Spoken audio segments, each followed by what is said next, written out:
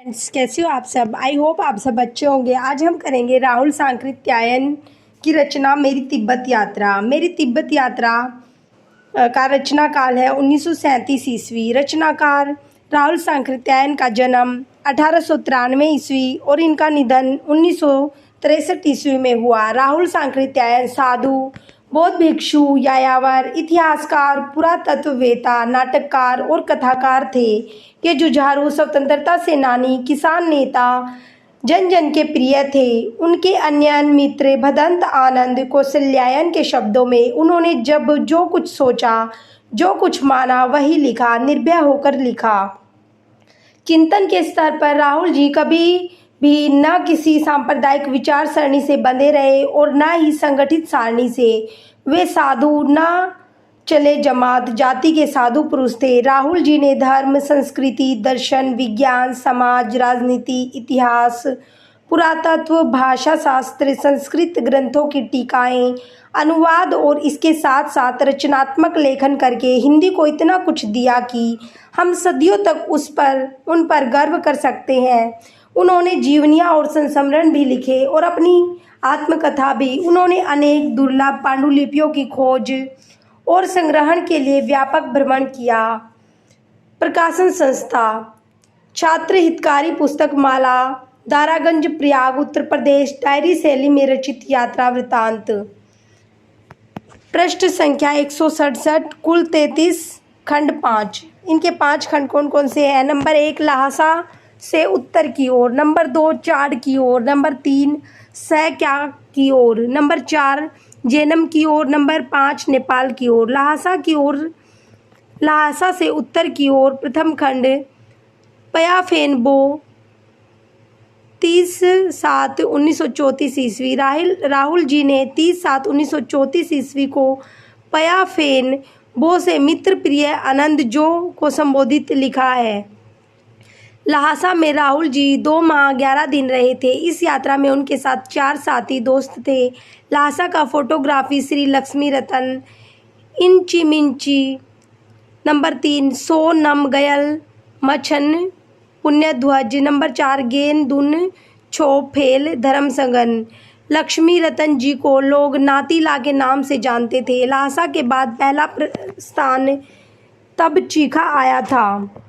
सोनम गयंज द्वारा बताए गए मुहूर्त के आधार पर राहुल जी ने 30 जिले को 8:30 बजे लहासा से उत्तर की ओर अपनी यात्रा का श्री गणेश किया।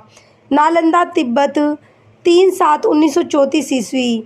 पाया से 8:30 पर 6 खच्चरों के साथ रवाना हुए। उनके स्तूपों में युक्त लड़थल बैलों का मैदान, लड़थल पा दोरजे जे सैंड गे ब्रज सिंह द्वारा बिहार का निर्माण, लड़थड़ पा बड़ा विनयधर था, इसे जीवन में सिर्फ 3 बार हंसी आई थी। मेरी तिब्बत यात्रा के प्रमुख पात्र लक्ष्मी रतन, लहासा का फोटोग्राफर, लोग इसे नातीला के नाम से जानते थे।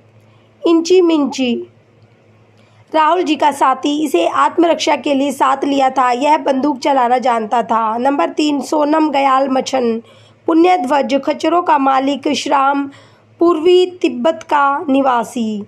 गेंदुन छोफेल संघ धर्मवर्धन, यह चित्रकार है, इतिहास और न्यायशास्त्र का जानकार भी। 7 गोलियों वाली पिस्तौल और कारतूस की माला धारण किए हुए था। नंबर 5 साक्य श्री भद्र, कश्मीर के पंडित, विक्रमशिला के अंतिम नायक, तहसीलामा भोट के प्रधान धर्माचार्य। नंबर 7 पंडित गायाधर, वैशाली के कायस्थ पंडित। नंबर 8 सुमित प्रज्ञ, राहुल सांकृत्यायन के स्वर्गीय मित्र। नंबर 9 जोगमान पाटन, नेपाल का साहू, जिसने राहुल जी को रहने के लिए अपनी दुकान का ऊपरी भाग कोठा दिया था। नंबर 10 समलोगे से तहसीलहुन के सबसे बड़े पंडित, न्यायिक अवस्था, 53 वर्ष, विदानुरागी। नंबर 11 जे चुनसेख व्युडगनस, सालू विहार को 1040 ईस्वी में इन्होंने स्थापित किया था। नंबर 12 इस मठ में तिब्बत का सबसे महान विद्वान व सतोन रिन छेन अबू शिष्य हुआ था। नंबर 13 कोन गरियल 1034 से 1108 ईस्वी सक्य मठ के संस्थापक रहे। दलाई लामा 1933 ईस्वी में फैम्बो पधारे थे। नंबर 15 लड़थड़पा बरज सिंह लड़थड़ नामक विहार का निर्माता। नंबर 16 रोड सैतोन साक्याग्रयल मछन महान दार्शनिक थे। नंबर 17 छूसिन सर खच्चरों का मालिक था। नंबर 18 कोनचाग मंगोल भिक्षुक था। नंबर 19 प्रशांत चंद्र चौधरी ICS राहुल जी के लिए फोटोग्राफी के लिए कैमरा भेजा था। नंबर 20 टुन्नी छेनपो भोट भाषा के विद्वान थे। नंबर 21 पुण्य वज्र चीनी लामा। मेरी तिब्बत यात्रा में चित्रित स्थान ल्हासा। यहाँ राहुल जी 2 माह 11 दिन रहे थे। यहाँ विनय पिटक का अनुवाद राहुल जी द्वारा हुआ। तबचिका ल्हासा के बाद यह पहला पड़ाव स्थान था। जोतुका गोला यहाँ की पहाड़ी पर चढ़कर पीछे मुड़कर देखने पर ल्हासा नगरी दिखाई देती है। इसे हित का देश कहा जाता था। चूला खंडगो बिहार यहाँ बुद्ध की विशाल मूर्ति थी जिसके सामने रोड सुतोन की प्रतिमा थी। गया लह खंड भारतीय देवालय।